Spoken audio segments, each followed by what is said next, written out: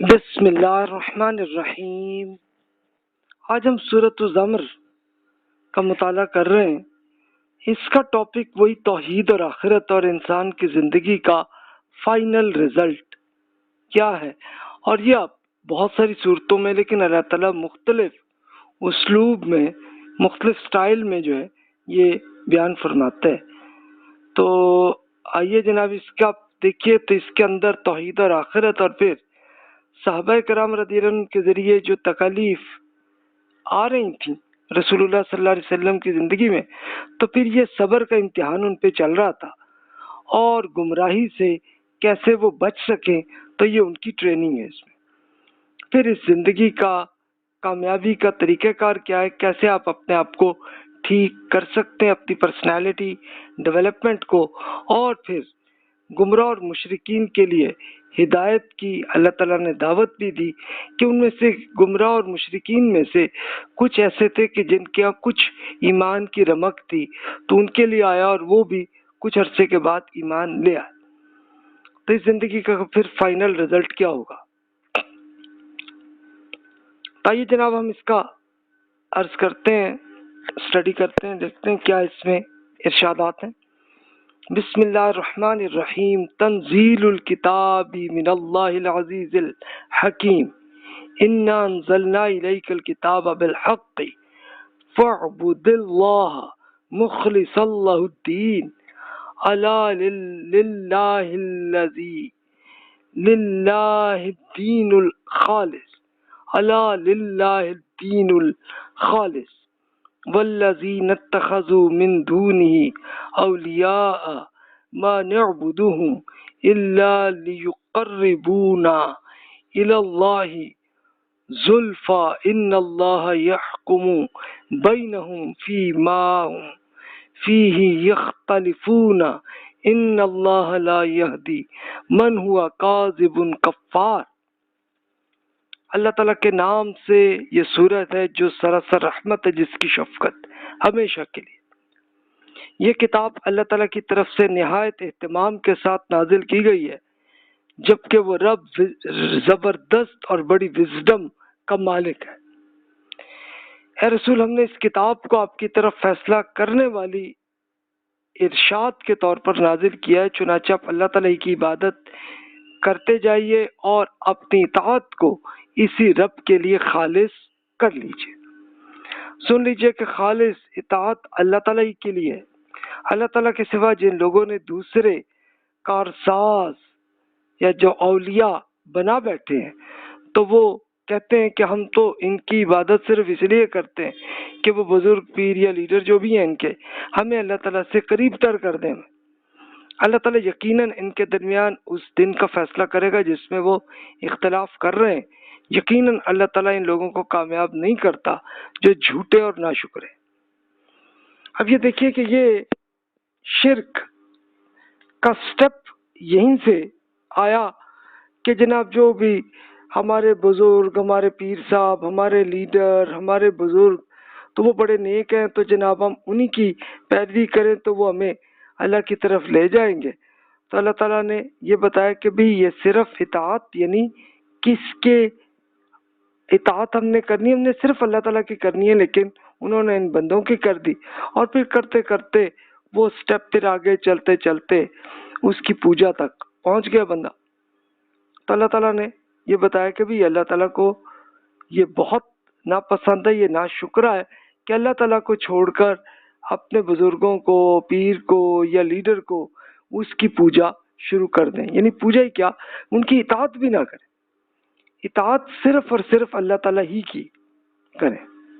اور یہ اللہ تعالیٰ نے بتایا کہ اللہ تعالیٰ نے یہ قرآن کو اس لیے نازل کیا ہے تاکہ آپ ایک دوسرے کے اختلاف کا فیصلہ کر سکیں اور پھر اللہ تعالیٰ ہی کی عبادت کریں، صرف خاص اپنے رب کی۔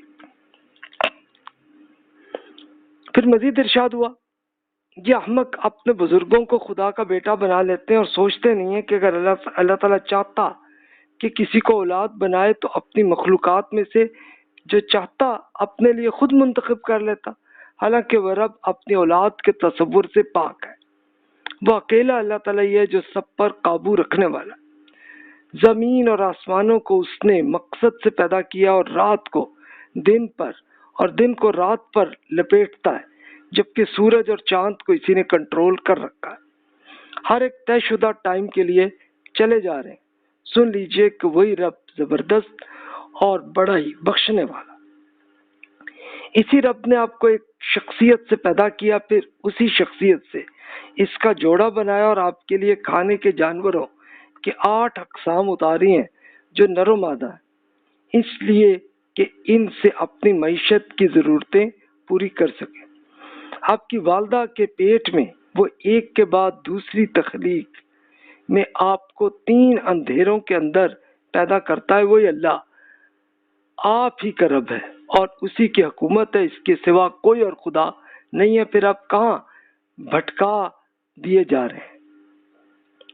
تو یہ غلطی بھی بتا دی انسانوں کو کہ انسانوں میں یہ غلطی کہ پہلے تو اولیاء بنا دیا، چلو اولیاء میں خدا کا دوست بنایا، اور پھر وہاں آگے چل کے پھر یہ ہوا کہ کچھ بزرگوں کو خدا کا بیٹا بنا دیا، کہ جیسے مثال کے طور پہ حضرت عیسیٰ علیہ السلام کو اللہ کا بیٹا قرار دیا، یا چلو بیٹا نہیں کسی نے بنایا تو اس نے اللہ کا جناب بڑا قریب ایک اس کو ولی اللہ بنا دیا، اولیاء اللہ بنا دیا، اور ان بزرگوں کی جا کے قبروں پہ جا کے ان سے دعائیں کرنے لگے۔ تو یہ سلسلے ہیں کہ انسان سے غلطی ہوئی۔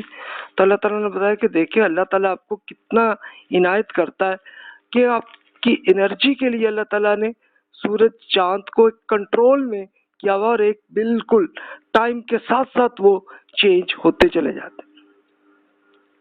اور اللہ تعالیٰ نے آپ کے لیے مثال کے طور پر جانوروں کے لیے اللہ تعالیٰ نے کئی 8 قسم کی نر و مادہ اس لیے پیدا کیے ہیں تاکہ آپ کی خوراک بھی مل جائے، آپ اس سے کہ انسان سواری بھی یوز کر لے۔ اور یہ اور پھر اللہ تعالیٰ جب انسان کو پیدا کرتا ہے تو 3 اندھیروں کے اندر پیدا کرتا ہے۔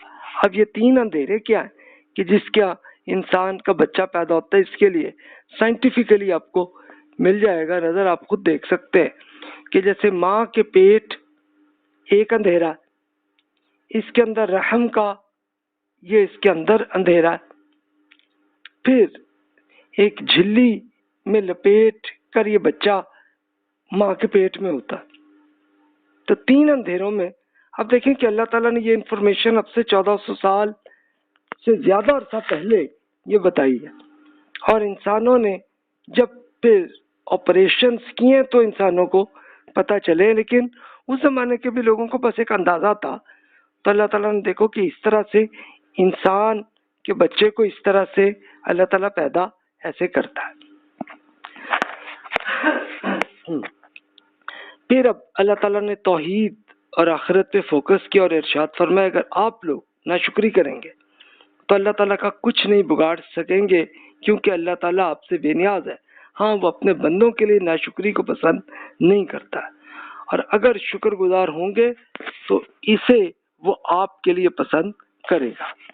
یاد رکھیے کہ قیامت کے دن کوئی بوجھ اٹھانے والا کسی دوسرے کا بوجھ نہیں اٹھائے گا، پھر آپ کی واپسی آپ ہی کے رب کی طرف ہونی ہے، تو جو کچھ آپ لوگ کرتے رہے تو وہ آپ کو بتا دے گا۔ حقیقت یہ ہے کہ وہ تو دلوں کے خفیہ امور تک جانتا ہے۔ انسان کا معاملہ بھی عجیب ہے کہ اسے جب کوئی مصیبت پہنچتی ہے تو وہ اپنے رب کی طرف متوجہ ہو کر اسے پکارتا ہے، پھر جب اس کا رب اپنی طرف سے اسے عنایت فرما دیتا ہے تو پہلے جس چیز کے لیے پکار رہا تھا اسے بھول جاتا ہے، اور اللہ تعالیٰ کے پارٹنرز وہ انسان ایجاد کر دیتا ہے کہ اس کی راہ سے لوگوں کو گمراہ کر سکے۔ اے رسول ان سے فرما دیجئے کہ تھوڑے دن اپنے اس کفر کے ساتھ فائدہ حاصل کر لیں، لیکن اس میں شبہ نہیں کہ بالآخر آپ کو جہنم والوں میں ہو جائیں گے۔ تو انسانوں میں یہی غلطی ہوتی ہے۔ آپ دیکھیں، آپ خود اپنا پریکٹیکل ایکسپیرینس دیکھ لیجئے کہ جب مشکلات آتی ہیں تو پھر اللہ تعالیٰ سے ہی دعا کر رہے ہوتے ہیں نا، اور جب مسئلہ حل ہو جاتا ہے تو اس وقت کیا پھر بھی ہم اللہ تعالیٰ کے ساتھ تعلق رہتا ہے یا ہمارا تعلق کسی اور کے ساتھ ہو جاتا ہے؟ تو اگر اس وقت بھی اللہ کے حضور پھر بھی رہتا ہے تو پھر تو آپ کامیابی میں ہیں، اور اگر کسی اور کی طرف فوکس ہوتا ہے چلو مسلمان اب شرک نہیں کرتے، لیکن وہ کسی اور مثلاً اپنے باس یا اپنے اسی کا فوکس، اور بس اسی کی طرف ان کی زندگی کا فوکس وہیں بن جاتا. تو پھر یہ ناشکری ہوتی ہے کہ اس اللہ تعالیٰ نے جو آپ کی مشکلات آسان کی ہیں تو اس رب کا شکر ہم چھوڑ دیتے ہیں. تو یہ پھر اللہ تعالیٰ نے بتایا رزلٹ پھر یہ ہونا. پھر اب صحابہ کرام رضی اللہ عنہ پہ اس زمانے میں بڑی تکلیف چل رہی تھی مکہ مکرمہ میں. پھر مدینہ منورہ میں بھی حکومت ملی تو تب بھی مسلسل جنگوں کا سلسلہ تھا. تو اللہ تعالیٰ نے اب اس کے پورے سینیریو کو بیان کیا کہ یہ آپ پہ صبر کا امتحان ایسا، اور گمراہیاں آپ پہ پروپیگنڈا بھی آتا جائے گا، آپ نے یہ کرنا ہے. تو ارشاد ہوا وہ لوگ جو رات کے ٹائم میں اپنے رب کے آگے کبھی سجدے اور کبھی قیام میں عاجزی کرنے والے، آخرت سے اندیشہ ناک اور اپنے رب کی رحمت کے امیدوار ہیں، جبکہ دوسرے لوگ جو اپنے شریکوں کے سہارے سے پر اس رب کو بھلا چکے ہیں، تو کیا وہ سب برابر ہو جائیں گے؟ ان سے سوال کر لیجئے کہ کیا جاننے والے اور نہ جاننے والے کبھی یکساں ہو سکتے ہیں؟ حقیقت یہ کہ زندگی کے مقصد کے ریمائنڈر تو عقل والے ہی حاصل کرتے ہیں. اے رسول انہیں اب ان کے حال پر چھوڑ دیجئے اور میرے بندوں سے فرما دیجئے کہ میرے بندوں جو ایمان لائے ہو، آپ اپنے رب سے خبردار رہیے گا اور یاد رکھیے گا کہ جو لوگ اس دنیا میں بھلائی اختیار کریں گے ان کے لیے آخرت میں بھلائی ہے. آپ کے وطن کی زمین اگر آپ کے لیے تنگ کر بھی دی گئی ہے تو مایوس نہ ہو جائیں. اللہ تعالیٰ کی زمین وسیع ہے، وہ اس کی راہیں آپ کے لیے کھول دے گا، اور اسے جو بندے اس آزمائش میں ثابت قدم رہیں گے انہی کے لیے ان کا صلہ بے حساب پورا کر دیا جائے گا. تو اب یہ دیکھیے کہ مکہ مکرمہ میں صحابہ کرام پہ کہ جو تو غلام تھے ان پہ جسمانی ٹارچر تھا، اور جو آزاد تھے تو ان پہ بھی سائیکولوجیکل ٹارچر آ رہا تھا. تو اللہ تعالیٰ نے کہا کہ بھی یہ ابھی آپ پہ امتحان چل رہا ہے، لیکن مایوس نہ ہو، اللہ تعالیٰ کی زمین کھلی ہے، آپ کو مل جائے گی آپ کو جگہ. اس لیے تو یہی آپ کا بھی امتحان جو صبر کا امتحان ہے چل رہا ہے. اور وہ ہوا کہ اب کچھ ہی عرصے میں 1-2 سال کے اندر پھر یہ مل گیا کہ وہ جو بہت مشکلات میں تھے کہ وہ آپ ہجرت کر کے چلے جائیں حبشہ، جو کہ ایریٹریا اور سوڈان کا علاقہ تھا، وہاں جا کے آپ سکون سے رہیں. اور پھر اب جو آزاد صحابہ تھے تو ان کو کچھ لمبا عرصہ چلا اور پھر ان کو مدینہ منورہ میں زمین مل گئی، وہاں جا کے آرام سے سیٹل ہو جائے. تو یہ دیکھیے کہ اللہ تعالیٰ نے یہ صبر کا امتحان کیا تھا اور اس کی پوری ایکسپلینیشن بھی کی تاکہ آدمی کو اللہ تعالیٰ سے ناشکری نہ ہو اور مایوس نہ ہو. تو مقصد یہ تھا. اب دیکھیں کہ رسول اللہ صلی اللہ علیہ وسلم کی ٹائم لائن کو ایک نظر دیکھیے تو یہ جو مشکلات کا جو بہت پیریڈ تھا نا، یعنی رسول اللہ صلی اللہ علیہ وسلم کی جو نبوت کا سلسلہ 609 سے شروع ہوا، اور 3 سال میں تو کوئی تکلیف نہیں ہوئی کہ رسول اللہ صلی اللہ علیہ وسلم پہ یہی تھا کہ آپ اپنے دوست اور قریب ترین لوگوں تک دعوت پہنچائیں، آپ نے قرآن پاک پڑھ کے سنا ہے، سب ایمان لے آئے. تو یہ سابقون الاولون تھے. پھر 612 سی میں آپ پہ حکم ہوا کہ اب آپ کھلی دعوت کریں، تو تب تکلیفات آنی شروع ہوئی تھی. تو یہ تقریباً آپ 1.5 سال یا 2 سال کہہ لیں کہ تب وہ صحابہ کو مشکلات تھیں کہ جو غلام تھے لیکن ایمان لے آئے تھے، تو پھر ان کو اللہ نے آزاد کر دیا اور ان کو ایریٹریا لے گئے 614 میں. وہاں پہ 614 to 16 یعنی ہر ایک اپنے اپنے ٹائم کے حساب سے وہ ہجرت کرتے گئے. اور پھر 619 میں تو رسول اللہ صلی اللہ علیہ وسلم پہ حکم یہ بھی ہوا کہ اب آپ دوسرے قبائل میں جا کے اللہ کا پیغام پہنچائیں. تو عام الحزن یہ کہتے ہیں کہ اس میں رسول اللہ صلی اللہ علیہ وسلم کو سب سے زیادہ تکلیفات آپ کو اس سال میں ہوئی. یعنی تب کیا ہوا تھا کہ ایک تو آپ کے اہلیہ سیدہ خدیجہ رضی اللہ عنہ کا انتقال ہوا، اور آپ کے چچا ابو طالب صاحب جو ہیں، جو آپ کی پوری سیکیورٹی کو وہ سنبھال رہے تھے، تو ان کا انتقال ہوا، اور ان کی جگہ پہ اب ابو لہب جو دشمن تھا تو وہ بن گیا، رسول اللہ صلی اللہ علیہ وسلم کی فیملی کا ہیڈ وہ بن گیا۔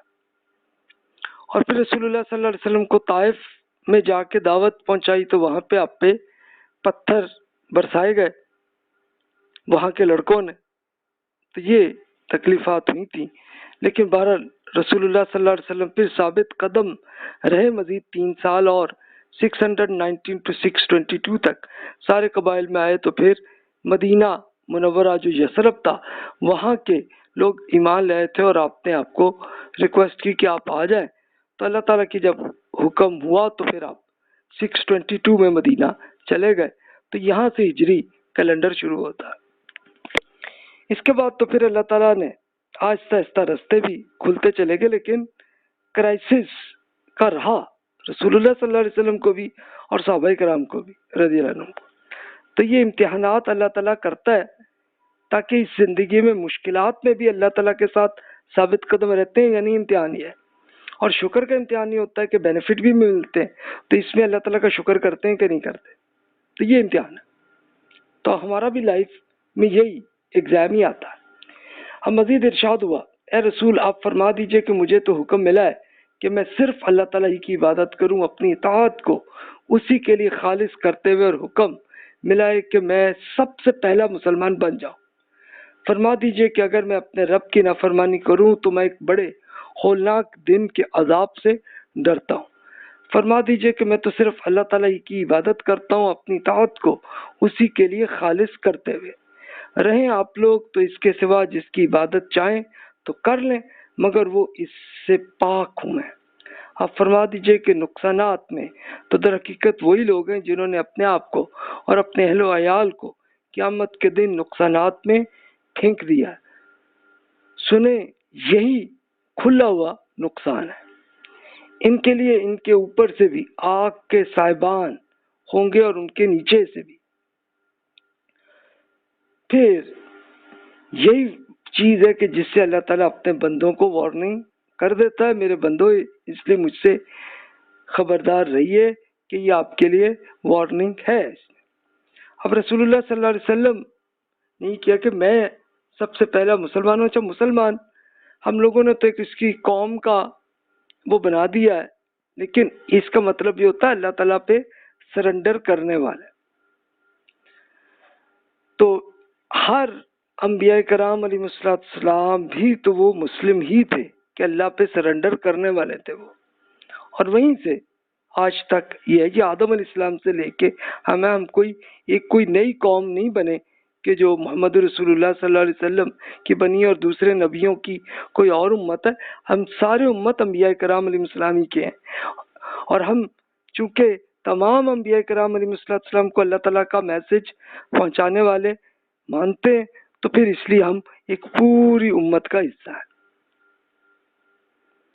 تو دیکھیے کہ لوگ یہی کرتے ہیں کہ خود بھی شرک اور اللہ تعالیٰ سے دوری کرتے ہیں، اور پھر اپنے اہل و عیال کو بھی، اپنی فیملی کو بھی اسی طرح گمراہ کر دیتے ہیں، اور پھر اپنے دوست کولیگز ان کو بھی کر دیتے ہیں۔ تو یہ پھر رزلٹ یہ ہوتا ہے۔ تو اس لیے اللہ تعالیٰ اس لیے وارننگ کر دیتا ہے کہ بھائی اس سے بچے۔ پھر مزید ارشاد ہوا، اس کے برخلاف جو لوگ شیطان سے بچیں اور اس رب کی عبادت کریں اور اللہ تعالیٰ کی طرف متوجہ رہیں، ان کے لیے ویلکم ہے۔ چنانچہ میرے ان بندوں کو ویلکم دے دیجیے۔ یہی وہ لوگ ہیں کہ جو رب کی بات کو توجہ سے سنتے پھر اسے بہتر طریقے کی پیروی کرتے ہیں، یہی ہیں جنہیں اللہ تعالیٰ نے ہدایت بخشی ہے، اور یہی ہیں جو عقل والے ہیں۔ پھر کیا جس پر عذاب کی بات پوری ہو چکی اور جس کا ٹھکانہ اب جہنم ہی ہے، تو کیا آپ اسے بچا سکیں گے کہ جو جہنم میں پڑے گا؟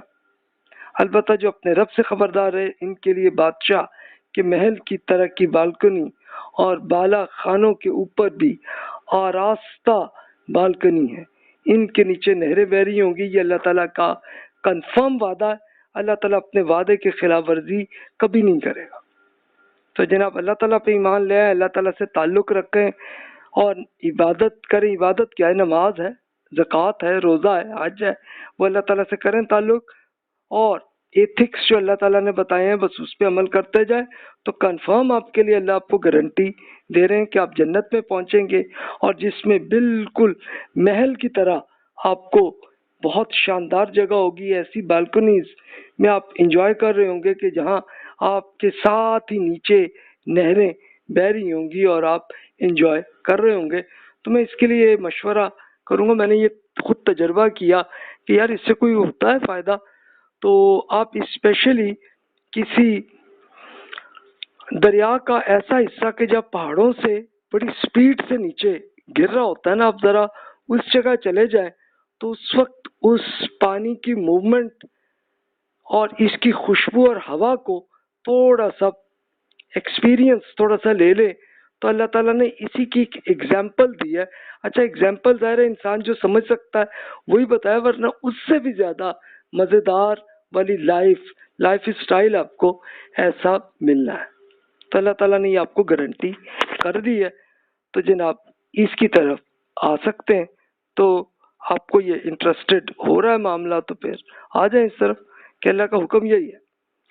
پھر مزید ارشاد وہ یہ سمجھتے ہیں کہ ان کے اسی دنیا میں اقتدار پر زوال نہ آئے گا، تو اے رسول آپ نے دیکھا نہیں کہ اللہ تعالیٰ نے آسمان سے پانی اتارا اور زمین میں اس کے چشمے بہا دیے، پھر وہ اس سے طرح طرح کی رنگ بدلتے کھیت نکالتا ہے، پھر وہ خشک ہونے لگتا ہے، تو اسے آپ دیکھتے ہیں کہ کھیت زرد ہو جاتا ہے، پھر وہ اسے ریزہ ریزہ بھی کر دیتا ہے۔ اس میں یقیناً عقل والوں کے لیے بڑا ریمائنڈر ہے کہ ایسے ہی معاملہ ہماری زندگی کا بھی۔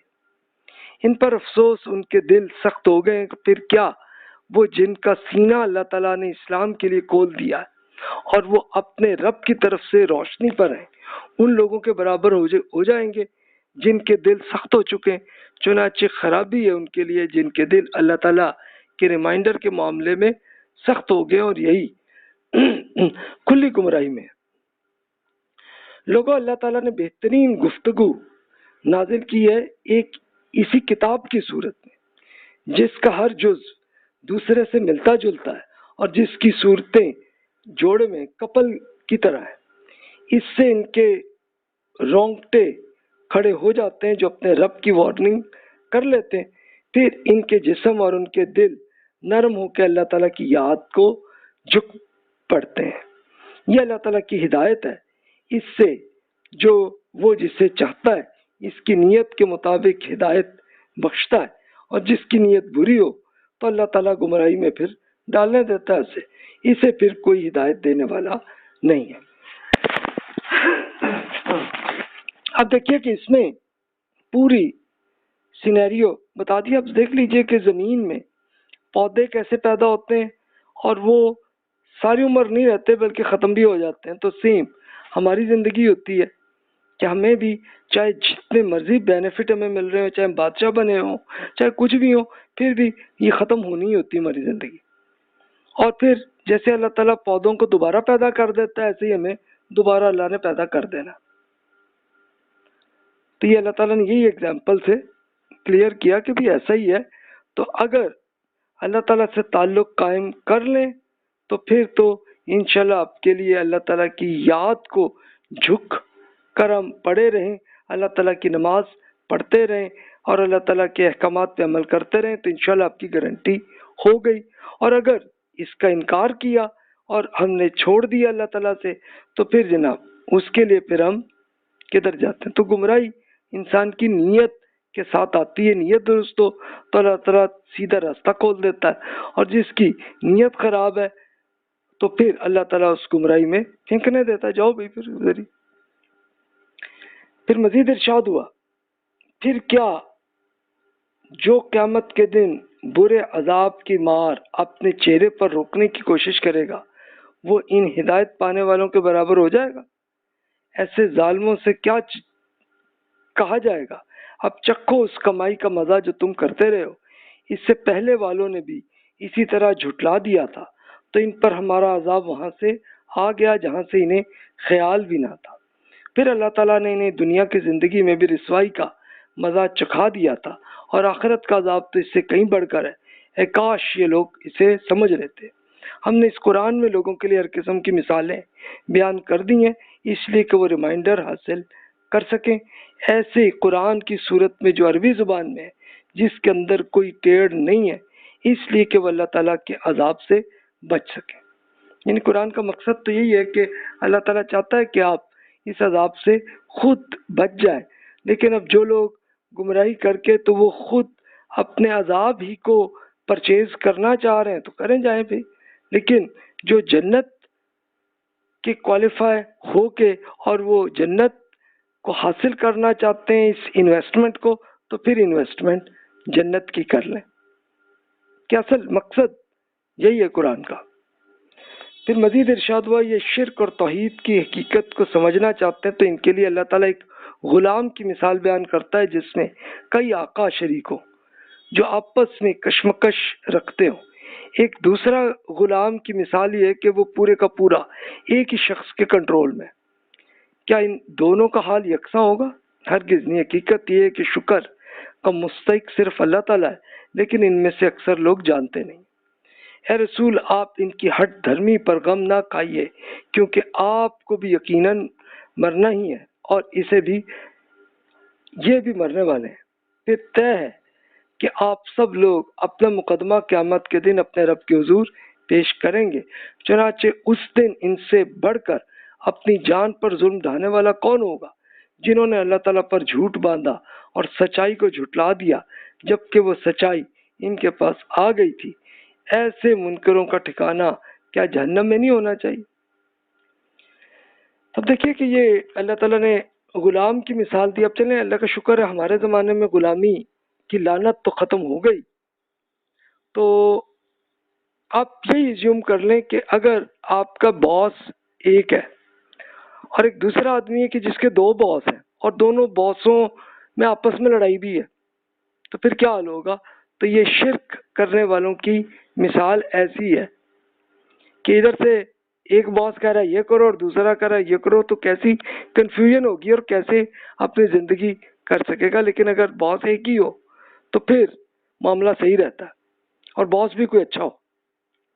تو اللہ تعالیٰ نے وہی کیا کہ اللہ تعالیٰ ایک ہے اور اللہ تعالیٰ آپ سے محبت کرنے والا اللہ، اس سے ہی آپ تعلق قائم کریں، اور جھوٹ باندھنا اللہ تعالیٰ پر تو یہ پھر ایک سزا، یہ وہی انویسٹمنٹ ہے جہنم کو حاصل کرنے کی، تو وہ نہ کریں۔ تو اللہ تعالیٰ نے یہی مثالوں کے ساتھ ایکسپلین ہمیں کیا۔ پھر مزید ارشاد ہوا، ہاں وہ شخص جو سچائی لے کر آیا اور جنہوں نے پورے دل کے ساتھ اسے سچ مانا تو وہی عذاب سے بچنے والے ہیں۔ ان کے لیے ان کے رب کے ہاں جو چاہیں گے وہ ہو جائے گا، یہ ان کا صلہ ہے جو خوبی سے عمل کرنے والے ہیں۔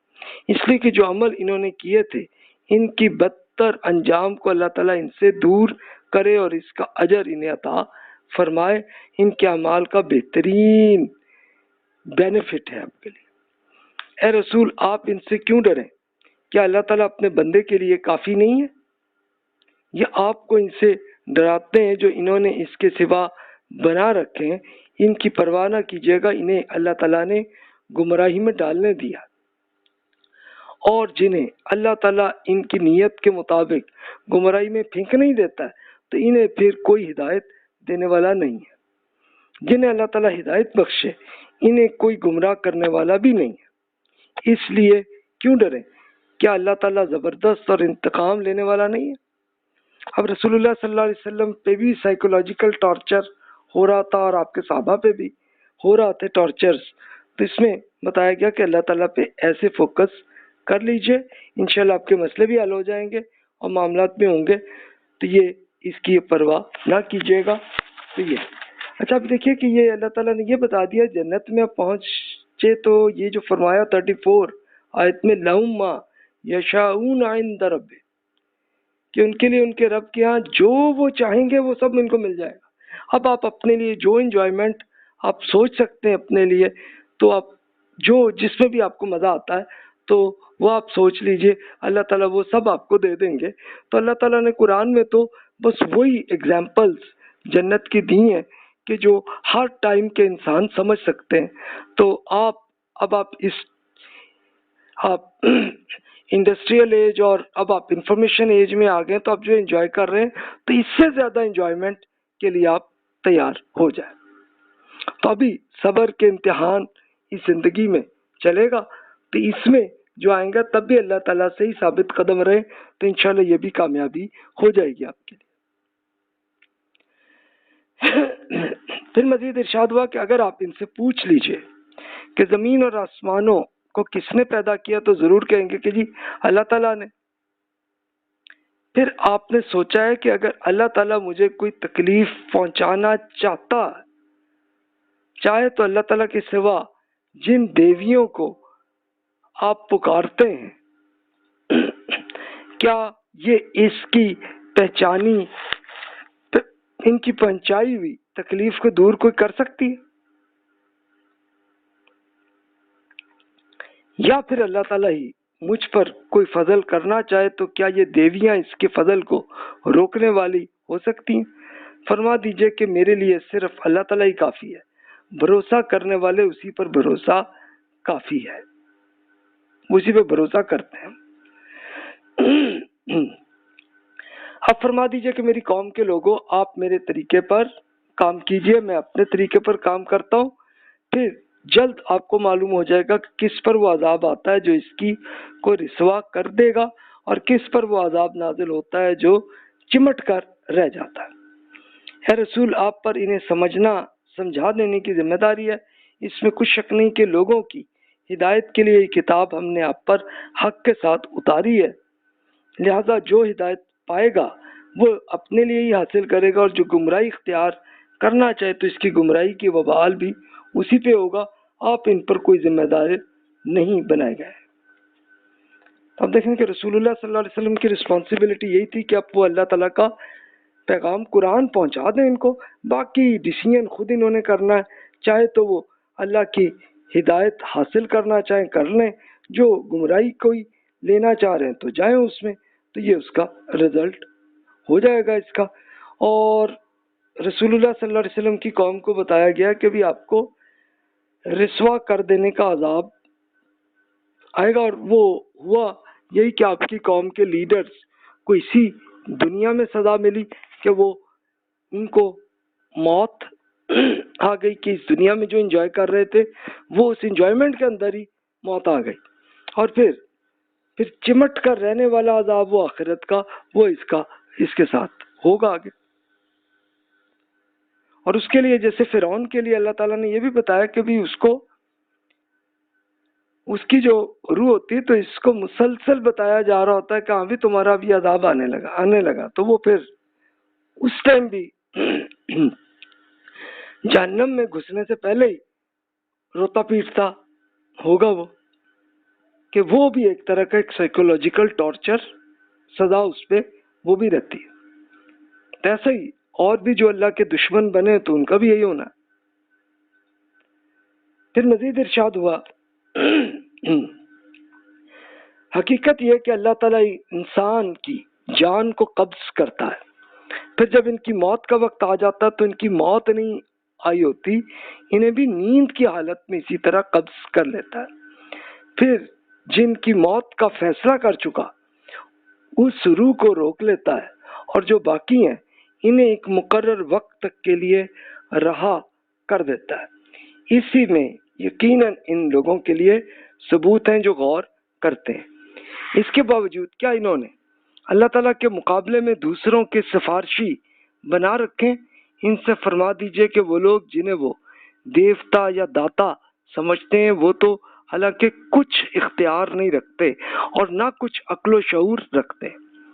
فرما دیجئے کہ سفارش تمام تر اللہ تعالیٰ کے کنٹرول میں، زمین اور آسمانوں کی حکومت اسی رب کے لیے، پھر آپ اسی کی طرف لوٹائے جائیں گے.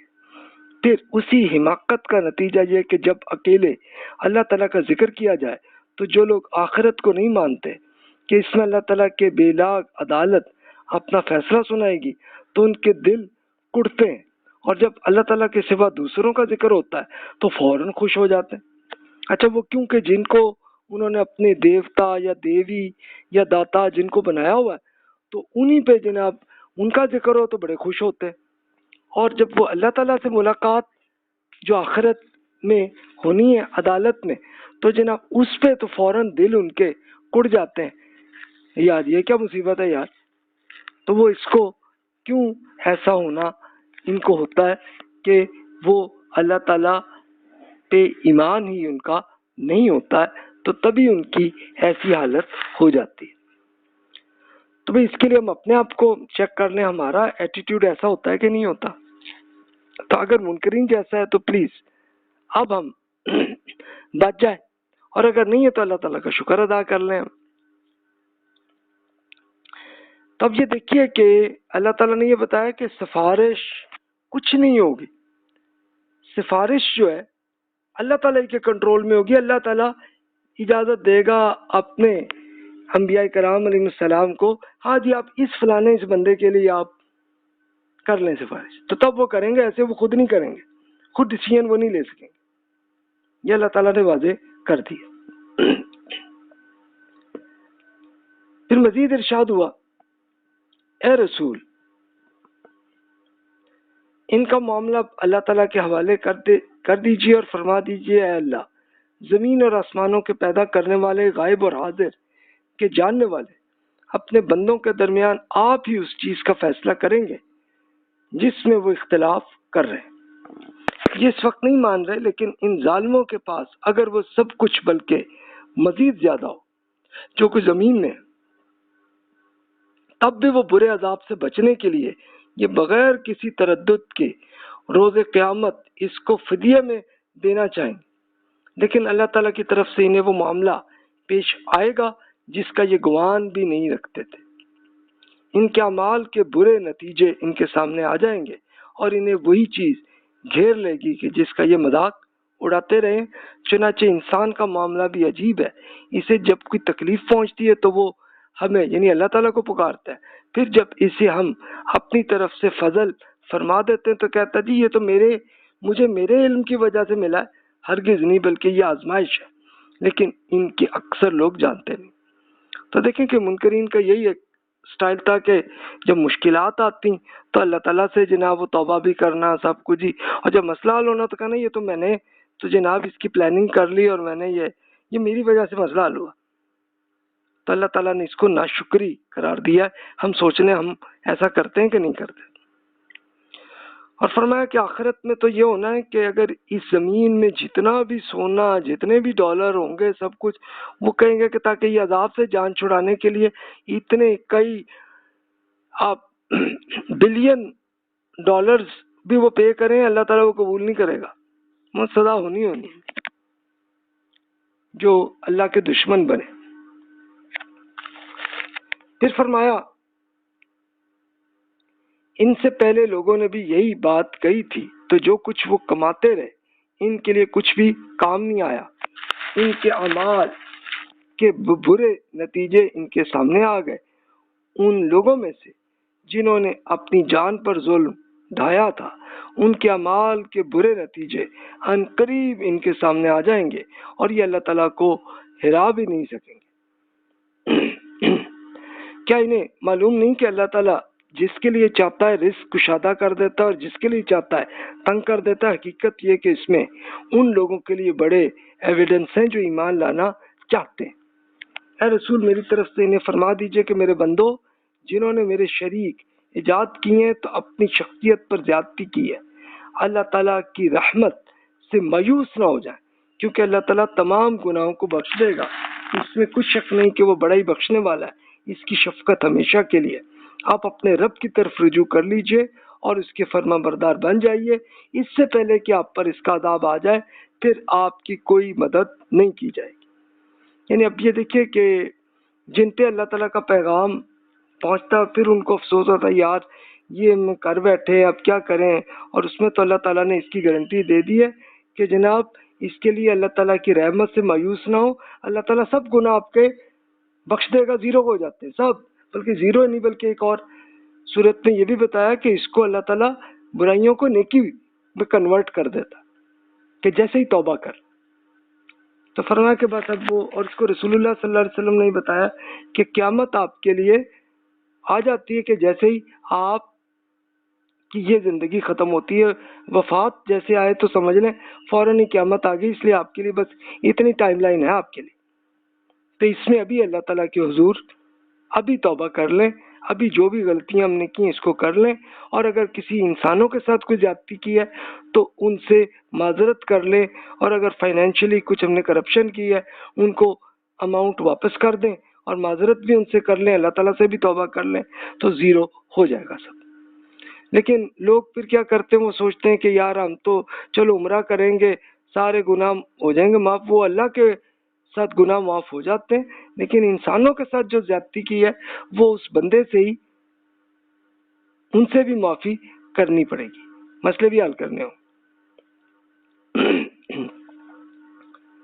پھر مزید ارشاد ہوا، فرمایا کہ جب اس بہترین چیز کی پیروی کر لیجئے جو آپ پر آپ کے رب کی طرف سے اتاری گئی ہے، اس سے پہلے کہ آپ پر اچانک عذاب آئے اور آپ کو اس کی خبر بھی نہ ہو۔ کہیں ایسا نہ ہو کہ بعد میں کوئی کہے ہائے افسوس میری اس کوتاہی پر کہ جو مجھ سے اللہ تعالیٰ کے معاملے میں فیصلہ ہو گیا، اور حقیقت یہ کہ میں تو مذاق ہی اڑاتا رہا تھا۔ یا یہ کہے کہ اگر اللہ تعالیٰ نے مجھے ہدایت بخشی ہوتی تو میں بھی اس سے وارننگ کرنے والوں میں سے ہوتا۔ یا عذاب کو دیکھے تو کہے کہ کاش مجھے دنیا میں پھر جانا ہو کہ میں بھی خوبی کے ساتھ نیک عمل کرنے والوں میں شامل ہو جاؤں۔ کیوں نہیں، میں نے تو ہدایت بخشی تھی، چنانچہ میری آیات آپ کے پاس آئی ہیں، لیکن آپ نے انہیں جھٹلا دیا، تکبر کیا اور منکروں میں شامل رہے، تو پھر رزلٹ یہ ہونا ہے۔ تو اس لیے رسول اللہ صلی اللہ علیہ وسلم بتا دیا کہ بھی آپ کی وفات کا ٹائم ہے، اور وہ ٹائم پتہ نہیں ہے نا ہمیں کہ اب ہمارے کتنی باقی ٹائم ہے، تو ابھی ہم فوراً اسی وقت ہم فوراً اللہ کے حضور ہم توبہ کرتے ہیں کہ یا اللہ اب تک جو غلطیاں ہم نے آپ کے حضور کی ہیں وہ معاف کر لیں، اور یہ بھی سوچ لیں انسانوں کے ساتھ جو بھی زیادتی کی ہے ان سے بھی چل کے معذرت کر لیں، بس جی پہلے جتنے گناہ ہیں سب زیرو، بلکہ انشاءاللہ اللہ اس کو کنورٹ کر کے نیکی بنا دے گا، اور پھر آگے نیکیاں ہی کریں باقی لائف میں، تو پھر انشاءاللہ فائدہ ہی۔ پھر مزید ارشاد ہوا کہ لوگوں قیامت کے دن آپ لوگ دیکھیں گے کہ آپ کے چہرے سیاہ ہیں جنہوں نے اللہ تعالیٰ کے شریک ایجاد کیے، کیونکہ اللہ تعالیٰ پر جھوٹ باندھا ہے۔ ان تکبر کرنے والوں کا ٹھکانہ کیا جہنم میں نہیں ہونا چاہیے؟ اس دن اللہ تعالیٰ ان افراد کو ان کی مصیبت میں نجات عطا فرمائے گا جو اس سے خبردار رہے، انہیں نہ وہاں کوئی نقصان پہنچے گا نہ وہ غمزدہ رہیں گے۔ حقیقت یہ کہ اللہ تعالیٰ ہی ہر چیز کا خالق ہے، اور وہی ہر چیز پر کنٹرول کر رہا ہے۔ زمین اور آسمانوں کی کنجیاں اسی کے پاس ہیں، اس کے خزانوں میں کوئی دوسرا کسی کو کچھ نہیں دے سکتا، اس لیے جنہوں نے اللہ تعالیٰ کی آیات کا انکار کر دیا وہی نقصانات میں رہنے والے۔ تو جناب اگر ہم نے کوئی نقصان کیا ہوا ہے اللہ تعالیٰ سے ابھی ہم توبہ کر لیں، تاکہ یہ جان چھٹے کہ یہ آسمان زمین اور پوری کائنات کا پورا کنٹرول وہ اللہ تعالیٰ کے ہاتھ میں ہے۔ کوئی کسی انسان چاہے وہ کتنا ہی نیک آدمی ہو اس کا کوئی کنٹرول نہیں ہے، یہ اللہ تعالیٰ نے واضح کر دیا۔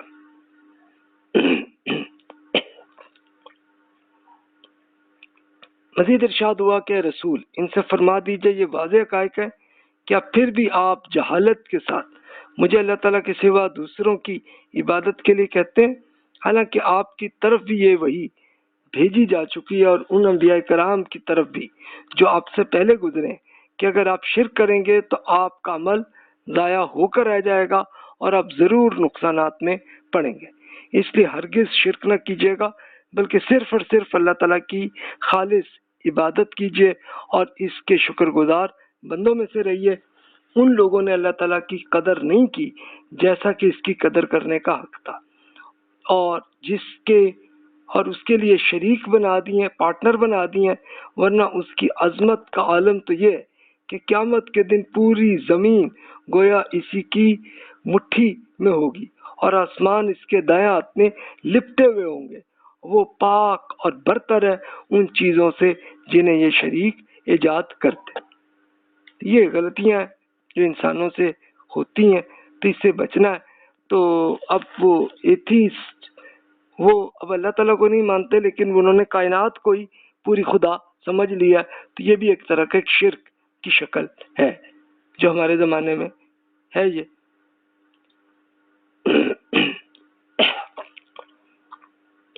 پھر فرمایا کہ اس دن ساری خدائی کا حال یہ ہوگا کہ سور ایک پورا الارم بھی پھونکا جائے گا تو زمین اور آسمان میں جو بھی ہیں سب بے ہوش ہو کر گر پڑیں گے سوائے ان کے جنہیں اللہ تعالیٰ چاہے. پھر اس میں دوبارہ پھونکا جائے گا تو دفتن وہ کھڑے ہو کر دیکھنے لگیں گے. زمین اپنے رب کے نور سے چمک اٹھے گی. اعمال کا ڈیٹا بیس رکھ دیا جائے گا. گواہی کے لیے انبیاء کرام حاضر کیے جائیں گے اور وہ بھی جو گواہی کے منصب پر فائز کیے گئے اور لوگوں کے درمیان انصاف کے ساتھ فیصلہ کر دیا جائے گا اور ان پر کوئی ظلم نہ ہوگا. ہر شخص کو جو کچھ اس نے کیا ہے پورا دے دیا جائے گا. اللہ تعالیٰ خوب جانتا ہے کہ جو کچھ وہ کرتے رہے. انہیں اللہ تعالیٰ کو تو ایک ایک سیکنڈ کا پورا ریکارڈ ہے کہ جناب اس سیکنڈ میں یہ کیا ہے، اپنے یہ کیا ہے. جو بھی ہم نے اچھا کیا ہے اس کا بینیفٹ بھی مل جانا ہے، جو برائیاں کی ہیں تو اس کا ہمیں جو نقصان ہے وہ بھی ہو جانا ہے. تو آپ دیکھ لیجئے. اس کے لیے میں یہی مشورہ کرتا ہوں کہ آپ ایک اپنی بیلنس شیٹ بنا لیجئے کہ آج تک زندگی میں جتنی نیکیاں یاد ہیں آپ کو وہ نوٹ کر لیں، وہ آپ کے ایسٹس ہیں. جو برائیاں اب تک کی ہیں وہ ساری آپ کی لائبلٹیز ہیں، اس کو کر لیں. پھر سوچ لیں کہ اس کا رزلٹ کیا آتا ہے اور پھر جتنی لائبلٹیز ہیں ان سب کا بھی توبہ کر لیں تاکہ وہ تو زیرو ہو جائے، صرف ایسٹس ہی رہیں آپ کے. پھر مزید ارشاد ہوا اس کے بعد توحید کی دعوت کا انکار کرنے والے گروہ در گروہ جہنم کی طرف ہنکے جائیں گے، یہاں تک کہ جب اس کے پاس پہنچیں گے تو اس کے دروازے ان کے لیے کھول دیے جائیں گے اور اس کے ایڈمنسٹریٹر ان سے پوچھیں گے کیا تمہارے پاس تم ہی لوگوں میں سے انبیاء کرام نہیں آئے تھے جو تمہارے رب کی آیات تمہیں سناتے اور تمہارے اس دن کی ملاقات سے تمہیں وارننگ کرتے تھے؟ وہ جواب دیں گے ہاں جی آئے تو صحیح، مگر عذاب کی بات منکروں پر پوری ہو گئی رہی ہے. کہا جائے گا جہنم کے دروازوں میں چلے جاؤ، یہاں داخل ہو جاؤ اس میں ہمیشہ رہنے کے لیے، کیونکہ تکبر کرنے والوں کا یہ کیا ہی برا ٹھکانہ ہے. اچھا آپ کہیں گے آج کل کے زمانے کے انسانوں کا کیا ہوگا؟ ان کا بھی یہی ہوگا کہ رسول اللہ صلی اللہ علیہ وسلم کے ذریعے اللہ تعالیٰ نے قرآن کو تمام انسانوں تک پہنچا دیا اور اب تو انٹرنیٹ کے ذریعے ہر انسان کے اپنے بیڈ روم میں بھی قرآن پہنچ گیا. تو وہ لے کے اور اللہ تعالیٰ نے پھر یہ بھی اس کے اسباب بنا دیے ہیں، ان کے ترجمے مختلف زبانوں میں ہو کے آ گئے ہیں. اب جو پھر بھی اگنور کریں تو جناب وہ ان کا یہ ہونا ہے رزلٹ، اور جو اللہ تعالیٰ کے اس ریمائنڈر کو پڑھ لیں تو پھر اپنی انلیمیٹڈ لائف کے لیے انجوائمنٹ کے لیے تیار بھی ہو جائیں. پھر مزید ارشاد ہوا اس کے برخلاف جو لوگ اپنے رب سے وارننگ سے متاثر رہے وہ گروہ در گروہ جنت کی طرف لے کر جائیں گے، یہاں تک کہ جب اس کے پاس پہنچیں گے اور اس کے دروازے ان کے لیے کھول دیے جائیں گے تو اس کے ایڈمنسٹریٹرز ان سے کہیں گے آپ پر ویلکم ہو، خوش رہیے اور اس میں ہمیشہ کے لیے داخل ہو جائیے. وہ نیک لوگ ان کے جواب میں کہیں گے شکر ہے اس اللہ تعالیٰ کا جس نے ہمارے ساتھ اپنا وعدہ سچ کر کے دکھا دیا اور ہمیں اس زمین کا وارث بنا دیا. اب ہم جنت میں جہاں چاہیں ٹھہریں. تو یہ ہے صلہ ہوگا ان کا، چنانچہ عمل کرنے والوں کا یہ کیا ہی اچھا صلہ ہے. اس دن جب زمین اپنے رب کے نور سے روشن ہوگی اور آپ فرشتوں کو دیکھیں گے کہ عرش الہی کے گرد حلقہ بنائے ہوئے اپنی رب کے ساتھ اس کی تسبیح کر رہے ہوں گے. اس دن لوگوں کے درمیان ٹھیک ٹھیک فیصلہ کر دیا جائے گا اور ہر طرف سے صدا بلند ہوگی کہ شکر کا مستحق صرف اللہ تعالیٰ ہے جہانوں کا رب. تو جناب پھر فائنل رزلٹ یہ ہونا جو لوگ انشاءاللہ اپنی بیلنس شیٹ میں ایسٹس ہی لے کے آئے اور جتنی لائبلٹیز تھیں جو گناہ تھے توبہ کر لی، انسانوں سے زیادتی کی ان سے معذرت کر لیں، کوئی فائنینشیل کسی کے ساتھ کچھ معاملہ کیا ہے ان سب کو واپس کر دیں تو بس جناب پھر انشاءاللہ جنت میں آپ کوالیفائی ہو گئے. تو جناب جو بھی کوشچنز ہیں اس میں بلا تکلف آپ ای میل کر لیں. جزاک اللہ خیر واحسن الجزا.